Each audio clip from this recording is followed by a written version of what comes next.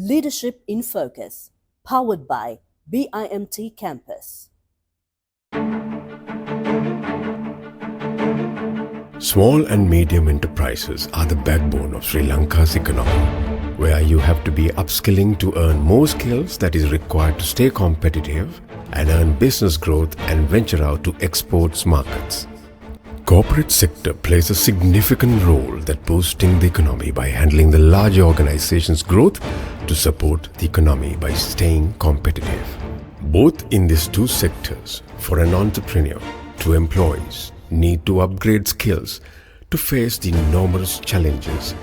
British Institute of Management and Technology, in collaboration with Chartered Management Institute of UK, has designed a unique program with the objective of laying a foundation in the managers, SMEs, HRs, leaders, business owners and startups that balance practical skills, knowledge and confidence needed to perform his or her jobs effectively and efficiently. BIMT Campus invites all business leaders and entrepreneurs to discover the best version of themselves.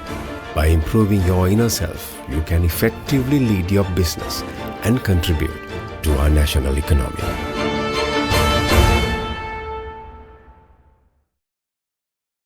Good evening to everyone, and this is Leadership in Focus with the two giants in the industry, that is Ravi Liyanage and Ravi Jayawardena. Before I begin, it's a very emotional moment for me because interviewing two of my bosses and moderating their whole entire episode, it's a milestone in my life. Because if I talk about Ravi Jayawardena, in 2015, he became my lecturer at ABS, and that's where I was really passionate about marketing communication because we never had a lecturer like him. And Ravi's input and Ravi's direction to my life has brought me up to this level. And in 2009, Ravi Jayawardena becomes my boss at Maliban Biscuits when I was recalled to service. And in 2004, I met this gentleman in one cricket carnival. I think Ravi Liyanage knows what I'm talking about. On that day, a particular person has to arrive at a particular time, and Ravi was waiting for it, and that person never turned up, so Ravi went off. And that hit me very hard because time is time. If Ravi Liyanage, if he says a time, he'll arrive on time. And I had the dream of working for him when he was at Selinco Insurance, but never got the opportunity to step into Selinco Insurance before. But in 2014, he became my boss at TVS Lanka. So I'm the only planet in this whole universe who was looked after by two sons, that is Ravi and Ravi. So we welcome both of them. I am privileged to work for these people, legendary people who have brought companies to turnaround and who has marked billions of profits to those organizations. So let me welcome you two once again. It's a privilege and a very emotional moment for me, sir. But before I start the whole conversation, I would like to ask from Ravi Liyanage a glimpse of your start to the journey of your success. Okay, Ashan, and thank you for inviting me. And I also can recollect and recall the days that you have been relating to. Yes, once the time is a time, and time has to be respected. So that is what you would have learned on that particular day. See, my career, I would rather call it is a design career. And why I call is a design career because I was a science graduate, graduated from Colombo University with a BSc, and a lot of my colleagues ended up in more technical jobs like, running factories, running the laboratories and that kind of thing. And with a science degree, I opted to do a sales career. I want to be a sales rep and start a sales career. So, and most of the friends ask me, with a science degree, why are you getting to a sales career and sales and marketing career? But then I thought, even at that point in time, I thought at the time of universities were closed at that time, at the height of JVP movement. I was doing bit of marketing studies also during that time, and I gathered in those deliberations, in those studies, and all that. See, world is about a transaction, and everybody in the world doing a transaction in a different form of transaction. So I thought the fastest growth of a career is going to be getting to sales and marketing, because every business, everything in your life is either a very rational transaction or an emotional transaction. So that's the reason that I designed myself, let's get into sales and marketing career. Right. Ravi, Jayawardena, if I ask from you, I mean, we met in 2004 when you were, I think you're a modern trading executive at Unilever's, where you step into ABS and turned our heads around to marketing communication. I must tell that I never went through Ravi Liyanage's lectures, but in TVS, of course, daily I did. But as an institute, when I met you, you were very focused on that particular job of Unilever. So, I mean, from there, I mean, what's your point of success for us totally to become a corporate leader? Yeah, Shanai, first, thanks for inviting me. And I can remember, I'll just take 30 seconds to talk about Hashan, because he worked for me and as a brand guy, marketing guy. And he relaunched Cream Cracker for us. And what Cream Cracker is today is actually partly because of him.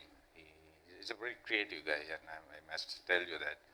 A bit unorthodox, but very creative. So that has really worked.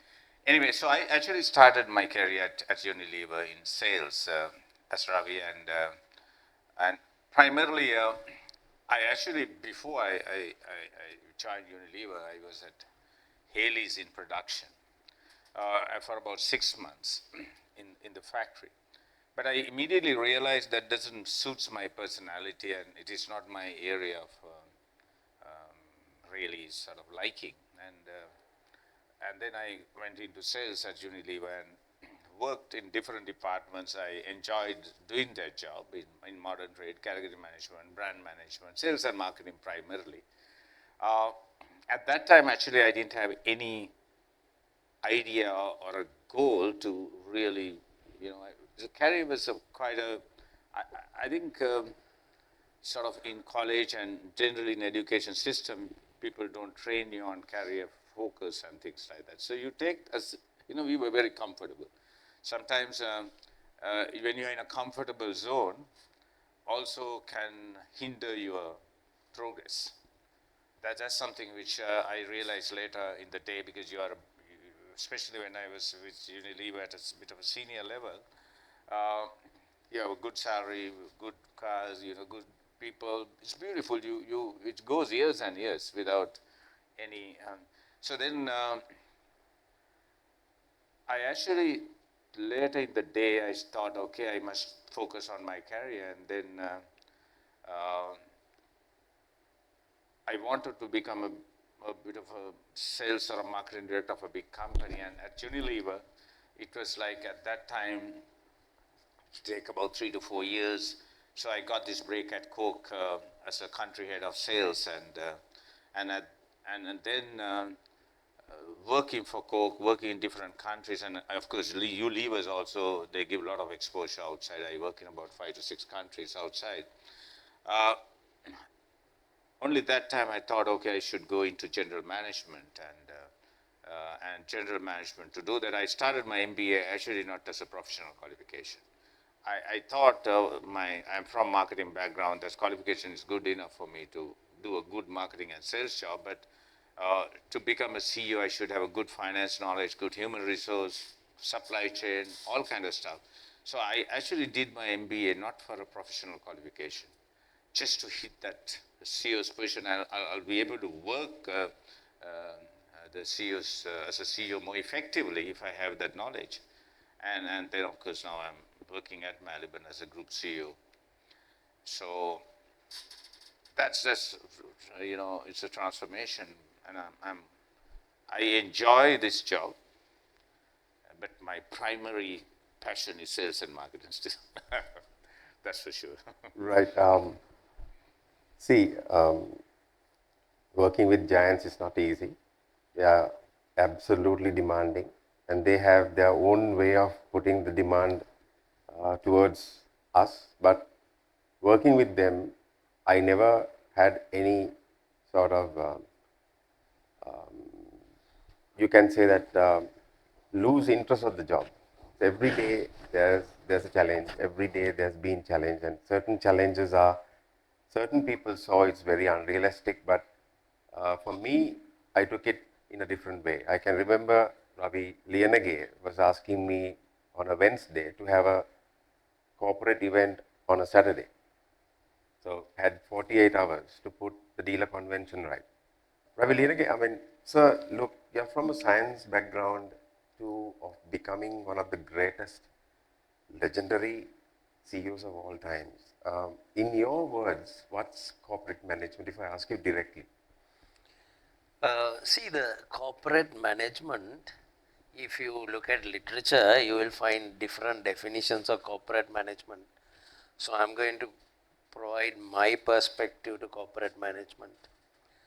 So the corporate management for me is all about, I start with the investor. So somebody is going to put money behind a concept, behind an organization, and with a view to have a progression in this organization or in that corporate, again with a view to enhance value for his investments, and then to build about a lasting entity with a final equation of getting return on investment for his initial investment or his subsequent investments. So for me, number one priority in corporate management is, as a corporate professional, number one priority is giving return to your, how do you manage the organization, how you organize the resources of an organization with a primary objective of giving return to your investors. So that is to me the primary objective of corporate management and primary focus of corporate management. Having said that, so in order to achieve it, so you got to manage various resources. So managing these resources, some are tangible resources and some are intangible, some are people and some are processes. So the corporate management to me is all about, with a view of the investor being satisfied and giving a return to the investor, how do you organize other resources to reach those objectives, the vision of the entrepreneur who has set aside a large chunk of investment for the entity. So managing these processes, managing these resources, aligning them to the vision of the entrepreneur or the vision of the shareholder, managing that effectively is my thinking about, or my definition of corporate management, because I most often than not I avoid the jargon and the details in the literature. Ravi, Jayawardena, production and then to Unilevers and then to a entrepreneurial setup. Ravi, how do you see, like as Mr. Liyanage said, it's the investor satisfaction and it's the return on investments and resources being put together. So coming from a background of a multinational and into an entrepreneurial setup, Mr. Jayawardena, how do you see this corporate management is all about? I think sort Is of. it differ to his view? Yeah, no, I agree with Ravi. It's like a fundamental difference I see from a multinational company when you work for a local company.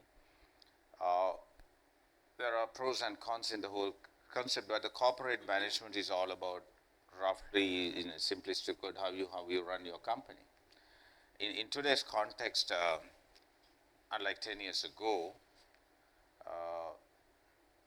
you have to keep on adding value. Technically, this value addition is one of the key things when you run a company. Then to whom you add value to your investors, you add value to your customers, you add value to your employees.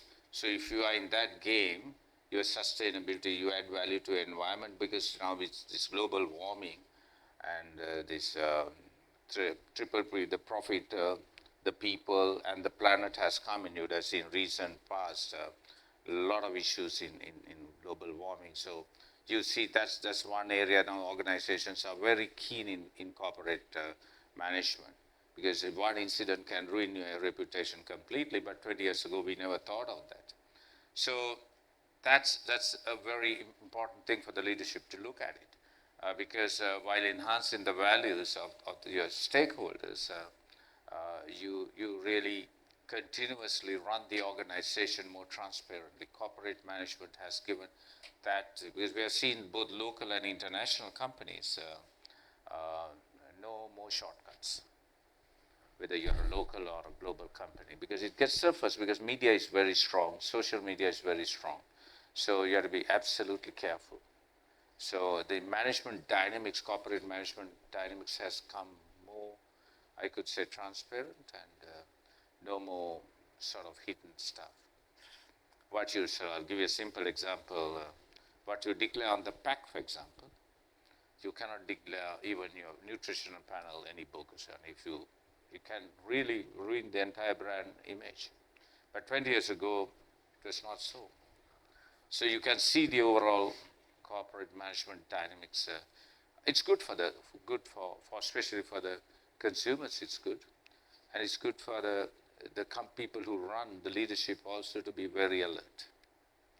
Jayawardena, I mean, just to stem from your thought, is that what you promise you deliver. That's fine. That's given. But this competition, I mean, it's a fact that the corporate leaders must look into. I mean, you are in the FMCG sector while he's in the service sector. So in your context of creating value, managing the stakeholders, managing the ROI, and staying focused as a top leader, right, in the FMCG sector, which is highly competitive, I mean, unpredictable environments that we worked in, how and what aspects that shapes the industry to take this rivalry? Sort of, the thing is that I think any industry has competition. There's no question about it. The two segments we are in, biscuits and milk primarily, of course, there's no difference. But one thing you have to understand, that whatever the category you are in, you have to have a very clear game plan. When I say game plan, what do you want to achieve? Whether you want to gain share or you play your own game. So I strongly believe, as a leader in this competitive world, you don't, you play your own game. I'll give you a simple example. There's a Ravi will know, there's a game theory called finite or infinite game. Finite game is you try to beat the competition, right? But infinite, you are not trying to beat competition. You play your own game, I'll give you a simple example. When we did our the strategy to develop, so Sri Lanka total market is about 9,000 metric tons, which is two big players, Maliban and another player, and then we have about 35 manufacturers. So it's 9,000 metric tons of biscuits we consume for a month, for 9,000 tons. But we said, no, we don't want, we are fairly big in Sri Lanka, but we'll say, how can you take sales 25,000 for a month? So it's unimaginable. but it's possible. So that means you play your own game. That's why we are with Reliance in India now. And 25,000 tons for a month is not a dream in 3 years. Not far away. In 3 years, we will achieve that. Because India is a big market under Maliban brand name. So Maliban will become truly a regional and a global brand. But if you try to beat competition in a smaller country like Sri Lanka, where 22 million people, GDP is around 90 B, you play a different game. So I think it's how you define your competition. And if you think small as a leader, you will become small. And in a smaller country comparatively, so that's where you have to think big. The big brands, like I work for Coke and Unilever, being two big brands, they did that so many years ago. That's why they're big now. So for example, Coca-Cola, if you take their global presence, it's unbelievable, though it's one of the most, I could say, criticized brands in different ways. So that's my view on competition. You play your game. It can happen to even your personal life. You don't try to beat anybody. You apply the same theory. You try to beat yourself, because then you keep on improving your performance. You become, you should be better today than yesterday. Cristiano Ronaldo was interviewed recently, and the people asked, who is your best competitor? Is it Messi or? He said, Messi is not my competitor. I respect Messi, but I compete with myself. And he's probably the best player on the planet now. So he said, I try to become better today than tomorrow. So you can apply that also, that you have to call it infinite game. So as a leader, that's why I'm pretty surprised, to be very frank. A lot of Sri Lankan good brands, other than, of course, Dilma has gone overseas, looking into that big picture scene. Because Maliban, for example, 70 years we have been here dominating. But now we are taking a pretty big leap with India. So, so Liyanage now, stemming from his idea, this is all about the attitude, the thinking, and how you see the competition. You are in a different league altogether with regards to the service industry. You're into the finance industry. So how does the competition acts, and what kind of strategies that the company should adapt, and from the corporate leadership point of view? Yes, I think Ravi made my life much easier about talking about game theory. I think irrespective of whether it's a commodity or a brand marketing or service marketing, whatever you call it, so you look at the way that what is the destination that you want to reach. Now we also had a strategic planning process we just concluded. We are looking at asset under management to be 150 million for next 5 years. At the moment, our asset under management is 30 billion. So 30 billion to 150 million in 5 years is tremendous, is huge. So that's our destination that we defined, because we are a financial services company and we want to have assets under management, and we are doing a balance sheet game. So if you look at a finance company, a group is looking at expanding. Group is about 200 billion now. Group is looking at expanding it to be much greater in size.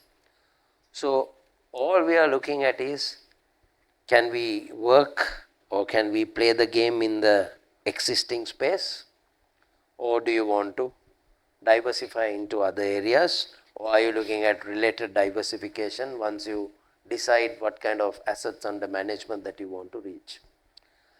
So we are looking at doubling the market share in insurance in next 5 years. So doubling the market share is not thought about in the insurance industry. Ravi is very lucky because it's an oligopolistic market. You have 3 players. I have 15 players to compete. So in this fragmented market, doubling the market share, if you look at market 100 divided by 15 is you are having about 4% market share, or slightly over 4% market share per each player. So, doubling the market share is our destination next 5 years. So, now if you want to leapfrog from there, so we are looking at next 5 years as a consolidation on the space that we are in, on doubling the market share in the same space, and next after that 5 years we are working towards that right now. After next 5 years we are looking at diversifying into finance and general insurance. Finance, general insurance, that's a related diversification that we are looking at. That's in Sri Lanka, and we are also looking at markets like UAE. Can we go to UAE? And UAE, Sri Lankan community is large.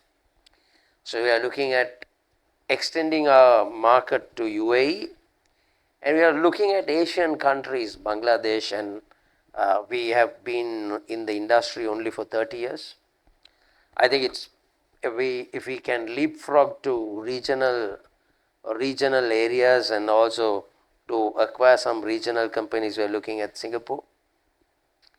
If you look at getting into regions in regional brand in within 30 years of operation is going to be great. And again, as I said, I think as Ravi mentioned, it's about what you can do and cannot do, only limited to your imagination. So I repeat, what you can do and cannot do is only limited to your imagination. And if you think about current space, if you define yourself and have a fence around you with a current space, you're not going to grow.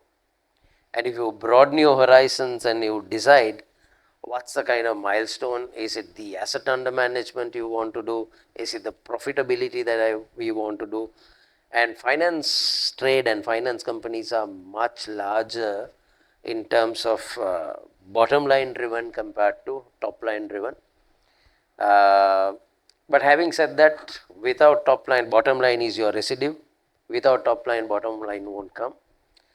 So we are looking at consolidating ourselves not only in the industry, and we are looking at broadening our horizons into a region and also new market spaces relatedly diversified for within next 10 years. Finance is another critical thing, and also general insurance is another area that we are looking at, so that asset under management becomes more robust and more diversified, and we can also reach the expectations that we want. Right. So Liyanage, let me ask you a direct question from you. Right. How ruthless you are in leadership? See, that's a very tough question to answer. Ruthless is ruthless in what, which sense that you're asking? You're putting me on the spot though. See, to reach or double a market share, I mean, to have a dream, and it's only limits to your imagination. You have to have some kind of a different attitude or a different game plan in your head going on. So either you have to be merging or you have to knock out the competition. Right? I know you're serious in knocking it out. So that's why as on that context, I'll come to you as well. On that context, how do you see this? Is you being ruthless or you being a merger? See, I'm looking at doubling the market share. I qualified earlier also doubling market share in the same space. It's not acquisition or it's not mergers. But we are looking at getting into regional areas by either acquisition or by mergers, or by bringing two expertise together. When you say ruthless, ruthless, I said it's a very lay term, but in my opinion, you have to be, shall I say, merciless in execution and merciless on setting goals for yourself, and also to make sure that you have a team who will also follow you as a leader to reach there. So that's how bold are you to make that statement? I remember and you witnessed when my interview to work for TVS took place in India. So they said the goal setting was 15% market share in two-wheeler, sorry, 12% market, 15% market share in two-wheeler and 10% market share in three-wheeler. So that was the discussion that we took, and that is where our market share was 15% expectation from 5% and 10% expectation from 3%. So that's the level of ambition I have seen, I have associated in my career. Unless you are ambitious, so unless you set yourself that level of steep goals and targets and milestones, you will always think yourself as small. All right, so basically expanding the hemisphere. Correct. Right. Now, coming to you, Mr. Jayawardena, the same questions. Are you ruthless or are you merciless? No, in the sense, how you look at, if you have some kind of a objective as a corporate leader, and how you achieve that. I'm a strong believer. As a leadership, you are trying to achieve certain KPIs, maybe the top line, maybe the market share.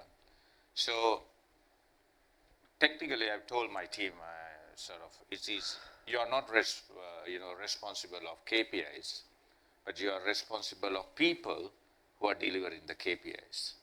So in today's context, we are in a very hyper-competitive, people are stressed out, so that wear and tear factor is very high. So if you want to grow business sustainably, I think you have to ruthlessly look after your people, and if you don't look after, because anything could be copied today. The technology could be copied, recipes could be copied, but the human element, though the technologies, the artificial intelligence is coming, my guys are now using artificial intelligence to create advertisements and things like that, but that's fine. But that human element cannot be replaced. So any organization, whether you're a multinational, big, small, local, that's very important. I think that's, for me, the human resource management is every leader should be a human resource manager, and every department leader should be a human resource manager.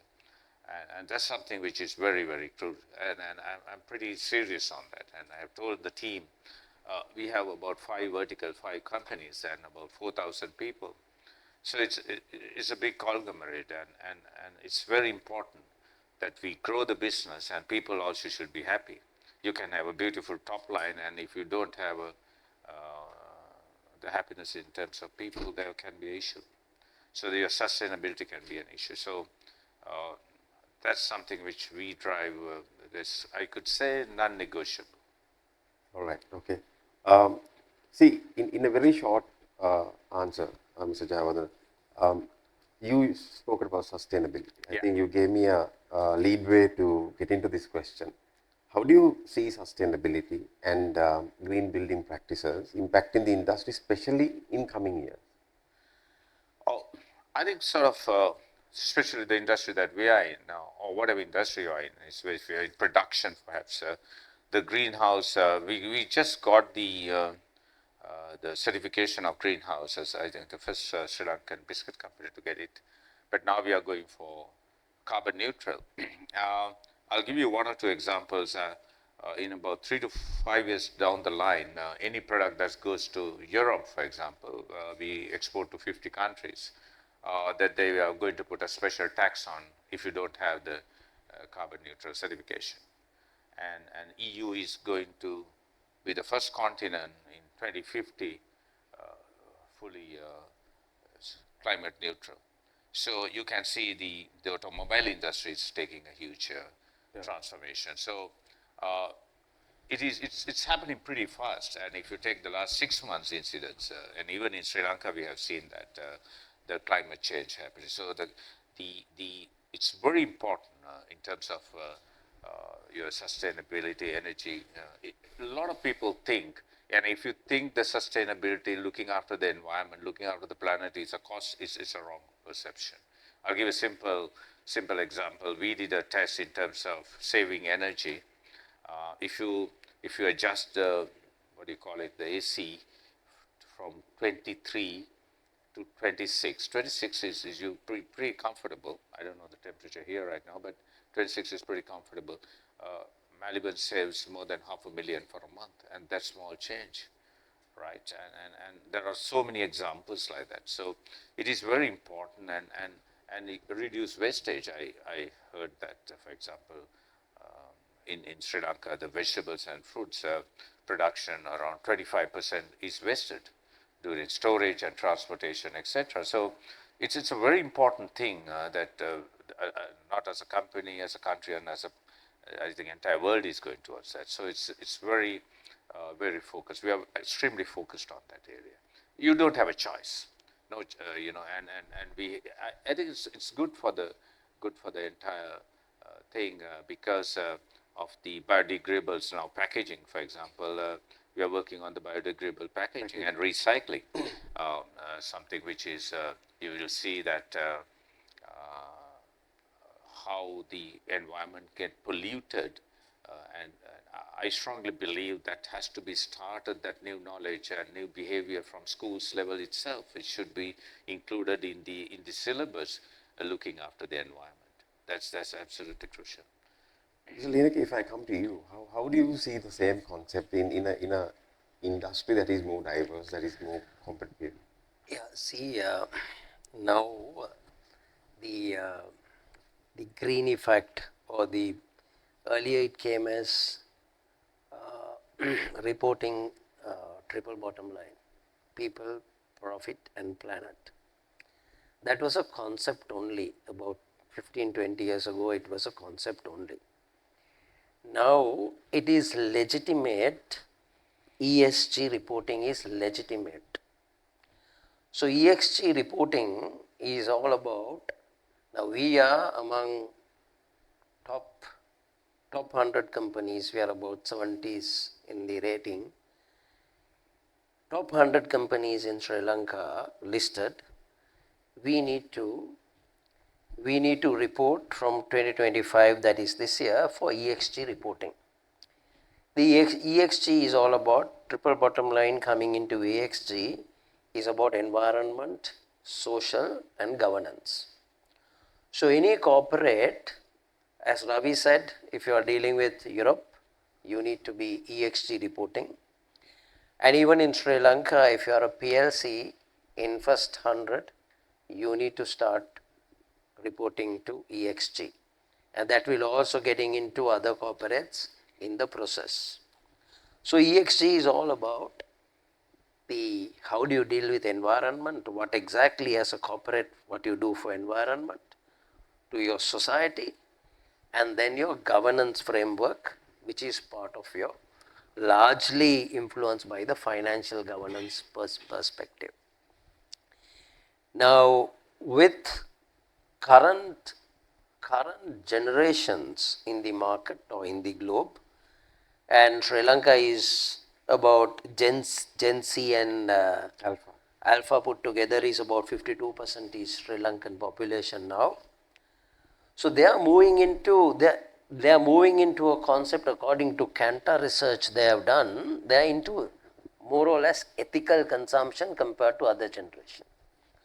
So the ethical consumption is all about getting into ESG framework.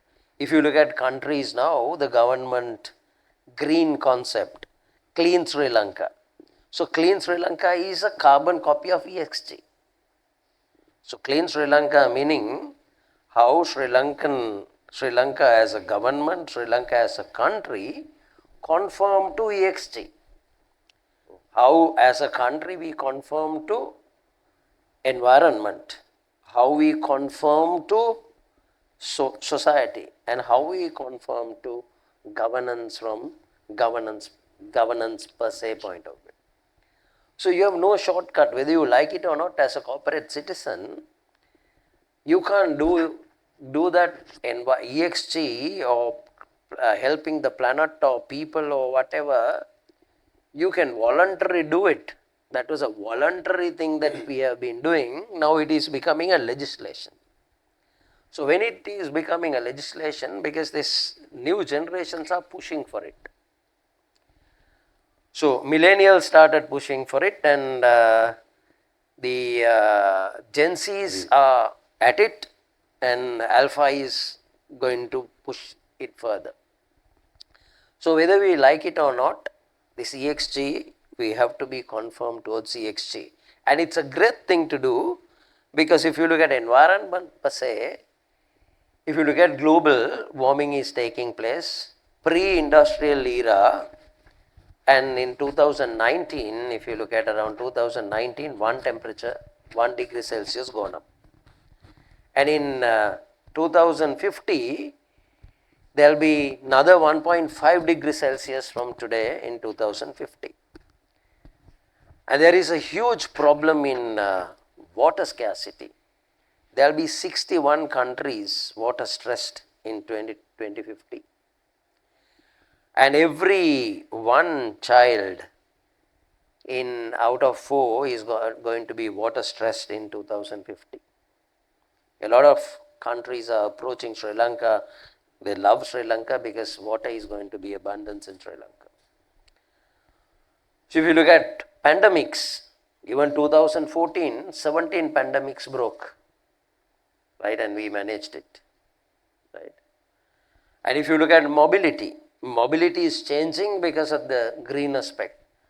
In 2050, 30% of global fleet of vehicles is going to be 30% going to be electric. So whether you like it or not, these generations are pushing towards the EXG.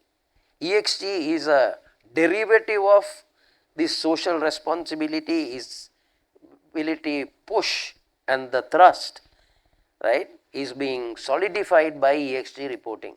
So whether you like it or not, EXG is going to be the name of the game for future. As a corporate citizen, as a corporate, the more earlier that you adopt the EXG reporting and EXG framework, the consumers in these new generations are going to see you as an ethical producer or an ethical corporate, and they are in ethical consumption. So that's a shift that you can expect. Right. I mean, that gives birth. So Jayawardena, I mean, we went through 2 mega crises, right? Especially the pandemic and the forex. As a leader, what sort of skills? I mean, Gen Z and Alpha in motion. Beta is being born. What sort of skills you adapt to overcome the crisis and navigate the organization towards success? I know Maliban did a lot during these 2 crises. Like now, what's your idea? I mean, before I switch to Mr. Liyanage, because there's another question with regards to generation, but first we'll go through this. My experience going through the COVID pandemic and then the forex crisis, I think the occurrence of crisis will happen more often than in the past. Perhaps it can be floods, it can be some fire, all that. So when COVID happened, it was completely a new thing, not only to Sri Lanka, to the entire world. First time Sri Lanka also went through health curfew. You know, we are pretty used to military curfews, things like that. So, few learnings, because if you look back and see during the COVID 2-3 years, actually we put some very good numbers in terms of the top line sales, and actually we broke 70-year record in terms of profitability, and in fact the people happiness factor also was very high. So that's the outcome, the overall company performance.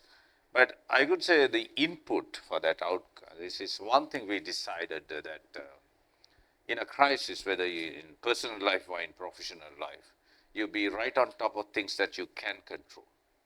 Because it's a fine line sometimes. In different forums, you may spend a lot of time and energy where you discuss things which is beyond your control. Say, for example, curfew areas where distribution because our products range is highly distributed. So, and no point of discussing, it's beyond there's government decide where to lock and where to open. But it's your resilience, how quick you can adapt. Some of our sales guys started working 6 p.m. to 12 p.m. and they've never done it before. So I think today's leadership has to be more resilient, much more resilient than how you adapt fast and move. And we have seen, one very fundamental thing we decided at the boardroom level and across is that we will be right on top of our production, where we did all kind of arrangements, because we had a bubble. All our 2,000 girls were inside a bubble, so they didn't go out. So that's within our control. So, and we ran a hospital actually on our own with doctors and nurses to protect those 2,000 people. And the distribution, those fundamentals, those are very much within our control. That's why we gave some very good results. So even in your personal life, I think a lot of people talk about things that it's beyond your control. It's no point really. So I think, especially in a crisis, that is very crucial. And the second thing in a crisis situation is that you must not try to be there are no heroes in this game. One thing we have done is that from chairman up to the factory floor girl, chairman up to the sales rep who sells on the road are equally contributing to the success. And that's something which is, because if you try to, because it can be when things are good, there are so many heroes, it's everybody is a hero kind of a thing. So we were very, very conscious of that. And the third thing is that, very importantly, I could say, everybody was negative. When you take TV, people are dying. During the Forex crisis, a lot of issues, and you're exposed to a very negative environment through various, it can be social media, organized media, whatever. And in a informal chat also, people talk a lot of negative stuff. We have seen that negative things, because that's really depressed people. So you have to uplift the morale. That's something which we did. We started a thing called Let's Talk, like a open discussion on an open area. People were coming and sharing some very positive stories.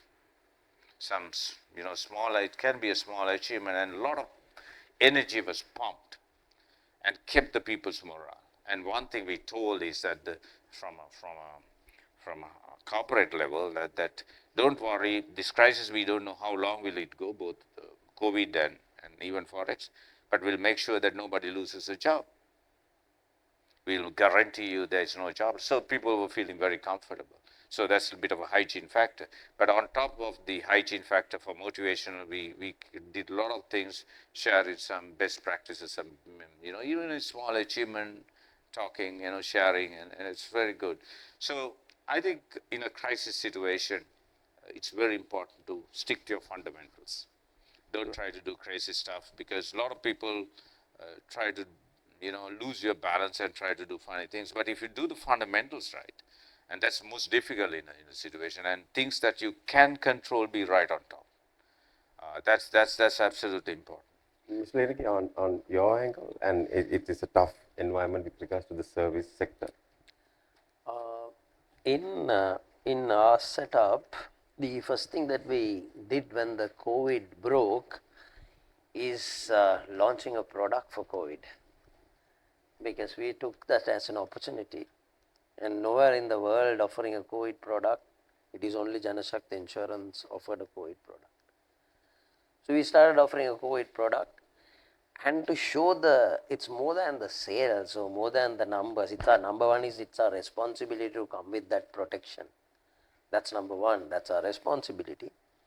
And also to show the team that, look here, every every crisis as an opportunity. So we launched a COVID product and guys were excited about it, and as a result of that excitement, people did not feel that they are in a crisis, and we started selling COVID product. And also any crisis also will give you, as Ravi said, it's important to stick to your basics for sure, and which we also did. And also the our team felt, because of that excitement, our team felt that we can navigate through this COVID issue. And then whilst navigating through this COVID issue, then in every crisis push us to the wall to innovate or to come something. Largely it is called resilience, but it gives you and push you to a wall to say, look, do something different, right?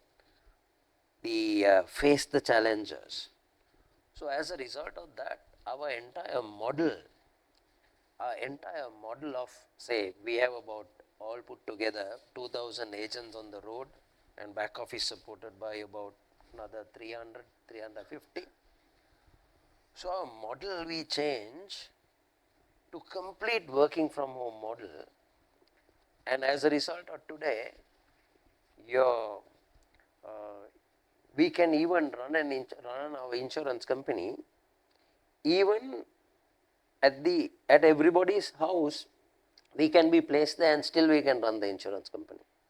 So we remodel the business, all services, all claims, all maturities, everything can be handled by a remote place, and your claims can be directly transferred to your banks, and your maturities can be directly transferred to your banks. And we reinvented completely a different working model, and as a result of that, I remember still, we made about, in that particular space of COVID, I think 2020, we had a good saving about 150 million on overheads. So that's a large saving. So what I see is, in a crisis you have an opportunity. In a crisis, you got to make sure that your team is comfortable. In a crisis, they must, as Ravi said, they must feel that we are not going to lose our jobs. That's number one priority, right? And they must also feel the leadership is confident to navigate it through, so that they are being pumped up, saying that, look, our leaders are capable of handling this situation. So that's a major thing, that major, how do I say, the climate that you need to create. So basically, it's the resilience, corporate trust of the leadership, team building, plus that energy that pumps in so that they won't feel insecure. Right. Okay.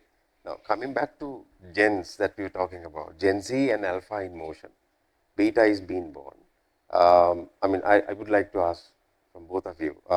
They're looking into various careers, not like the way that we started.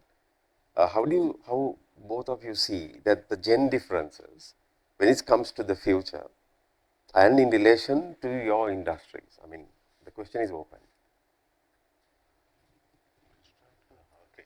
I'll give my experience in terms of, I'll talk the Gen Zs. We'll take the younger generation today's. If take, I think current generation is well informed in terms of information, because today you get through Google, social media, not like 10, 15 years ago, I could say the older generation. So ideally in an organization, there can be there's a set of people who are very vibrant. Their thinking pattern is different, as Ravi said. They are more concerned about ethical stuff. They challenge the status quo. They may not respect you for your tag. You may be a group CEO or a senior person. They will respect you for your behavior and your knowledge, perhaps. So that's something which is good. One thing on an area that they probably, because they are stretched, they are very much, they are multitasking. So as a result, they can be, there's a bit of a, emotionally they can get into a bit of an imbalance situation, not like the older folks. So you have the positives and the negatives, but as an organization, I strongly believe that you have to have a bit of a hybrid, like a cricket team or like a sports team. You cannot have a very experienced, generation. So the more you have a hybrid, is good for the organization. It's a check and balances, but it is important that you have to nurture the young talent, this new generation, with a lot of patience. And if that the senior team, most of the time what happens, the senior team is these junior teams reports to a senior team which come from a new generation. So if there's a conflict, let's say for example, there can be situation, they may not agree what you say. You may be a boss with 20 years experience, the newcomer is only 2 years, but they challenge you. But if the boss is not used to that, there can be a problem. So we are consciously navigating that change. And we told the seniors that actually you try to get that best idea. If a person is not challenging you, not coming out with an idea, it's not the junior person's problem, it's the senior person's problem. He or she feels. So we are trying to create a thing called a safety conflict. Because you need that safety conflict strategy, meaning that I challenge my boss, but my job is safe. And that concept is very successfully done by the All Blacks. We sort of got it. All Blacks, the most successful team on the planet, the New Zealand rugby team, and they have that very effectively. A very junior player who has just joined will challenge their captain who has played 15 years about the game strategy, and they respect for that. Because I've seen the new best ideas, new very innovative ideas coming from a junior level. So, and junior levels are coming from a new generation because they're exposed to a lot of information. So, so you have to have that, you cannot be egoistic as a leader. And technically leader is not only the CEO. A factory floor person also could be a leader. So leader is not a tag-driven thing. So everybody has to respect each other and well-grounded in that situation. So we are creating that culture, and we have seen that's reaping some results. And that's a bit of a, continuously you have to harp on it, because if there's a conflict, that can be pretty serious also. End of the day, organizations suffer and individuals also suffer. So the more you have a collaborative thing, and it's like parenting. Parenting is again can be two generations thing, and that's something you have to be honest and try to do your best thing to uplift that generation. So that's, I think it's a senior's job more than the younger generation's job. So, Ms. Liyanage? I think I pretty much echo what Ravi is saying, because I have also seen the young generation is, how do I say, very informed, as he said. One thing I am wondering, and one thing I am contradictory to the current status quo of what is happening. I feel now, if you look at the evolution of AI, I do not know whether the current, I think, education institutes might not like this statement. That's what I said, it might be contradictory. Because in future, this, especially the alpha generation and Z's. Yeah, and in particular alpha and the next generation to come, see, they'll all be, now if you look at a thesis to write today, you give the dimensions to ChatGPT and they'll write a thesis for you. And if you want to submit a, shall I say, record-breaking article, you give your dimensions right, and that will produce for you. So now the future education system and future engagement of education systems are being challenged. being challenged. It looks like you need to enhance the intelligence level of the individual. If you can certify the level of intelligence, and the rest can be done on your palm top. So, I see a major transformation there in terms of the education system, so that the new generations who come to corporates will be well informed, as well as they will undertake tasks, and they will do it very, very effectively and very fast. However, then the challenge is, what's the education that you are looking at. So, therefore, this is a new paradigm shift to define the level of education and what we are supposed to educate in the new gen, because rest is on your palm top today, and therefore, it is very, very challenging for organizations to have the new generation coming on, onboarding new generation, and how do you measure the level of the whether they are fitting the bill, is the challenge for corporates, in my opinion. Right. We have basically come to the end of the whole session. I would like to ask from Ravi Jayawardena. So, finally, what's your message to the young leaders or the budding leaders that are going to come to the industry?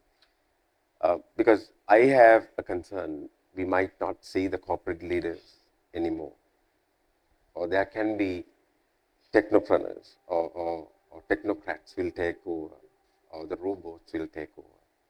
So, in that case, the Gen Zs and the Alphas who's listening right now to this whole discussion, what will be your message to them? Yeah, I think sort of a very, it's a common perception. There's a lot of perception on leadership, but I think the leadership is not position driven. A lot of people think the senior, based on the tag, you are a leader. Leadership is very simply, you can be a leader even at a middle management lower level. Primarily, this is a very common understanding.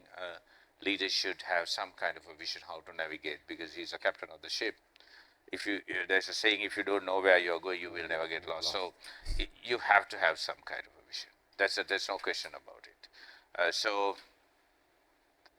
And today's leaders, one of the very fundamental thing, I think you have to have the courage to take action, because some of the actions you take will misfire. In my life, in sales, in marketing, and as a corporate leader, some of the stuff I have taken has not worked. So if you're scared to take action, if you don't have courage to fail, you will never succeed. Because the more we try to be defensive in today's leadership, it may not have, so you will struggle, because it's very important, because you are in a very complex dynamic world. So that high resilient mindset is not the number of punches you get, how fast you can get up and move forward. So that's more kind of I think today's leaders should be more mentally strong, because I think our overall education system also, you give a lot of technical skills, but to lead and inspire, you have to be emotionally, mentally strong. And that's something which we have seen. So even now at a senior level, when we try to recruit people for attitude, not for qualification and experience. Because what we have seen, qualification and experience, it's a hygiene factor, right? I've seen people who are very solution focused, a team. If you can work in a team, because there's a fundamental concept in today's world where always a champion team is more important than team of champions. Because team of champions, you have very good individuals, but you don't win matches. A champion team can be very average. So we are right now working on champion team concept. So a leader should work in a team, and I think another personality trait a leader, young leader should uh, do is that the listening skills. Because as a leader, you may not, Nelson Mandela is supposed to be the probably one of the best leaders ever. Um, and he's not only a South African leader, he was globally accepted. And one at Coke, we studied his leadership traits, and because we were reporting to South Africa at that time. And he had a system, Nelson Mandela. He always have round table meetings because there's in a round table there's no leader, and because to get the ideas, and he was a pretty good listener. Not only a pretty good listener, he was last to speak, it seems.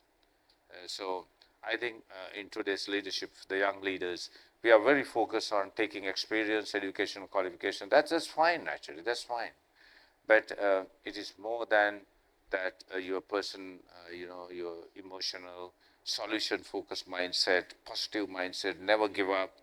That will, because you are leading a pack, and if you are not mentally strong, the other people will get into a bit of a jittery situation. So that's something which is very crucial to work on your softer skill side to become a strong leader. Don't you? A lot of people, a lot of emphasis is given on technical skills. That's perhaps a very fundamental, and you will not differentiate yourself in a hyper competitive market with technical skills. There's absolutely no way. Mr. Liyanage, I mean, before you answer to that, I remember you were telling our team that have a mindset of an athlete or have a mindset of a rugby player, right? I know you're passionate with regards to rugby, and now you're into golf. Sports is hardly seen on the new gen or the young leaders today. And what's your message on that? And I mean, from that perspective. See, how I looked at it is that I have been playing various sports from school to university to even to death. I consider that as I like that adrenaline rush when you compete in sports. Even in today, I compete at highest level of golf. That is to create a competitive mindset. And sports will definitely create a competitive mindset the moment you have a competitive mindset. And even among when you are working in corporate life, if you are having a competitive mindset, I call it corporate athleticism. You are an athlete in a corporate sense. An athlete, the passion of the athlete or the attitude of the athlete is, I want to win, I want to compete. But those athletes, they lose certain games, certain times. So you are ready to lose when you make mistakes. But at the same time, your endeavor is to win. So I think new gen, I have seen the Gen Zs and Alpha, they are a bit away from that is my take, maybe due to they are busy with social media and engagements and all that, which we did not have some time ago. My message to them is, you need to, in your life, until you die, you need to do a competitive sport to make yourself different eras of your life. You will play different games. When I say competitive sport, you need not to go and compete in district meets and athletics and that kind of thing when you're aged. You can have 20 friends, 15 friends, 10 friends. You play a competitive badminton game, and you just, once you are the best, you receive a small 2000 rupee cup among the friends, is competition to me. So it depends on how you define it.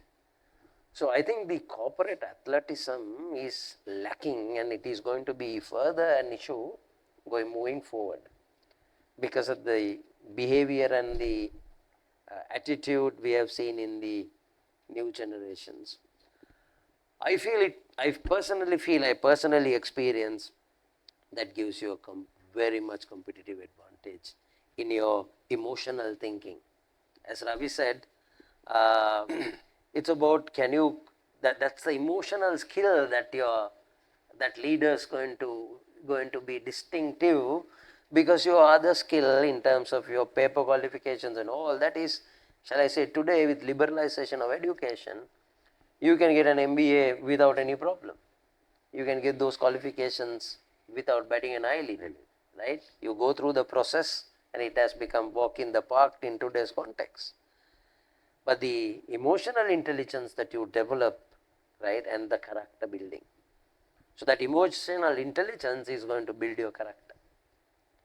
And if you look at the leader has a tag sometimes, that is your position.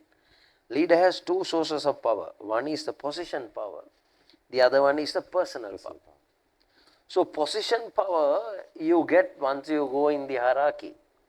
But even a junior person on the floor can have a personal leadership or personal source of personal leadership because of the emotional intelligence that person has and the emotions that he can develop. He can be challenged to even the source of position power can be challenged on that basis. Thank you. Well, Mr. Ravi Liyanage, the Director, CEO, Janashakthi Group, and Mr. Ravi Jayawardena, Group CEO of Maliban Biscuits. Thank you, gentlemen, for that wonderful piece of pre-MBA. We just concluded the first lesson of leadership. So with that, leadership in focus done by BIMT campus is now concludes. The first leg is concluded. Thank you very much, gentlemen. Thank you. Over to the compere. Thank you. Thank you.